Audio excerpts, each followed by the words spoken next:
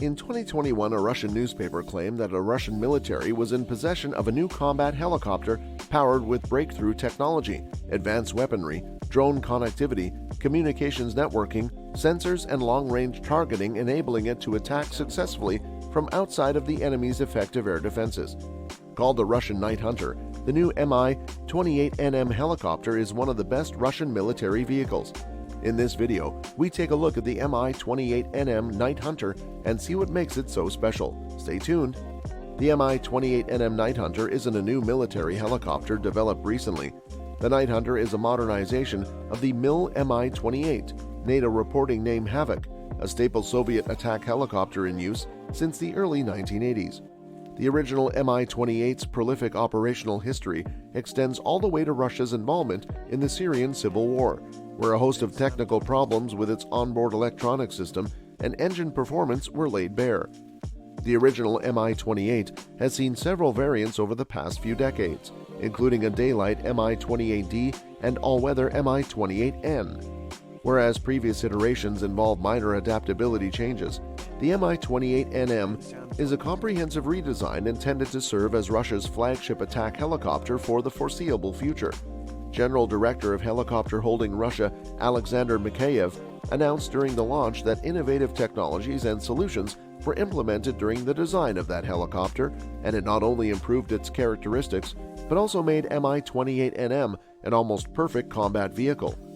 Manufacturing of the Mi-28NM began in 2008, and the latest prototype was prominently displayed at Russia's Army 2018 military exhibition. The Mi-28NM's Army 2018 debut was largely to demonstrate its formidable Chrysantima V anti-tank guided missile system, which builds on older Chrysantima or Chrysanthemum models with improved target acquisition technology. The Night Hunter is built with modernized engines, a new fuselage, and an auxiliary power plant able to support next-generation onboard networking and electronic warfare systems. Vitaly Sherbina, the chief designer of the combat helicopters program at Rostec, reportedly told Russian news agency TASS that the Mi-28NM's onboard armament allows it to detect and destroy enemy targets round the clock and in any weather conditions while operating outside of the enemy's effective air defenses.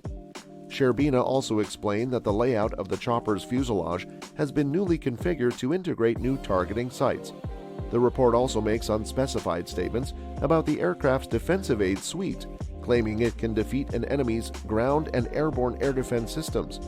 It does not seem at all clear what this might mean, as it seems extremely unlikely that even an extremely advanced helicopter with a new generation of sensors and countermeasures would be able to stay invisible to all air defenses, given that helicopters fly at lower altitudes and have structural limitations regarding how stealthy they can be. But perhaps of greatest significance is the fact that the Russian paper also makes vague references to the helicopter's communication systems and network-centric capabilities and its ability to enable aircraft to interact in a group.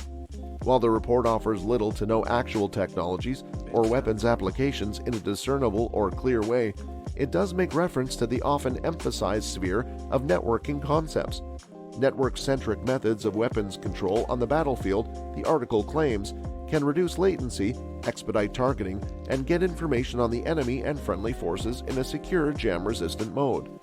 There are several interesting aspects to this, including the use of drones for manned-unmanned networking, and in a fashion quite similar to U.S. conceptual thinking about networks, massively reduce sensor-to-shooter time. This reference to networking and group or meshed information sharing across multiple combat nodes in real time closely mirrors cutting-edge U.S. thinking on modern war, a circumstance which leads one to wonder if Russian innovators are truly gaining breakthrough traction with new secure networking technologies or simply copying the current U.S. strategy. The answer to this may reside amid a series of unknowns, such as the actual specifics of the new weapons, countermeasures, and network sensors incorporated into the new Russian helicopter. Perhaps Russia is emulating or seeking to replicate U.S. strategic and tactical thinking. Moving back to the Night Hunter, the engine used is a powerful VK2500P engine, which is an upgraded version of the VK2500, which was itself a replacement for the Ukrainian-made TV3-117 VMA housed in the original Mi-28. It is not difficult to see why the Russian Air Force would want to upgrade the aging TV-3-117 VMA to accommodate the Mi-28NM's new precision-guided weapon system and faster maximum speed. Less apparent is the reason for the recent jump from the VK-2500 to the 2500P. Rostec Executive Director Oleg Yevtushenko announced that the new engine and its digital filling considerably increases the Night Hunter's performance characteristics and makes it one of the best in the world in its class, but raw performance differences between the 2500 and 2500P are relatively minor. The VK-2500P goes up to 2800 horsepower in emergency power mode and 2500 HP in regular takeoff regime, as compared with the 2700 and 2400 HP of the VK-2500. The VK-2500P, however, boasts a significantly longer runtime before the first major maintenance at 3,000 engine cycle hours, versus the 2,000 hours of the VK-2500. It likewise offers a service life of 12,000 cycle hours, while the VK-2500 only reaches 9,000. Transitioning to a more efficient Mi-28NM engine with a less frequent maintenance schedule and longer service life will almost certainly cut costs, especially if the Russian Air Force plans to use the VK-2500P for other military helicopters as it continues to modernize its roster.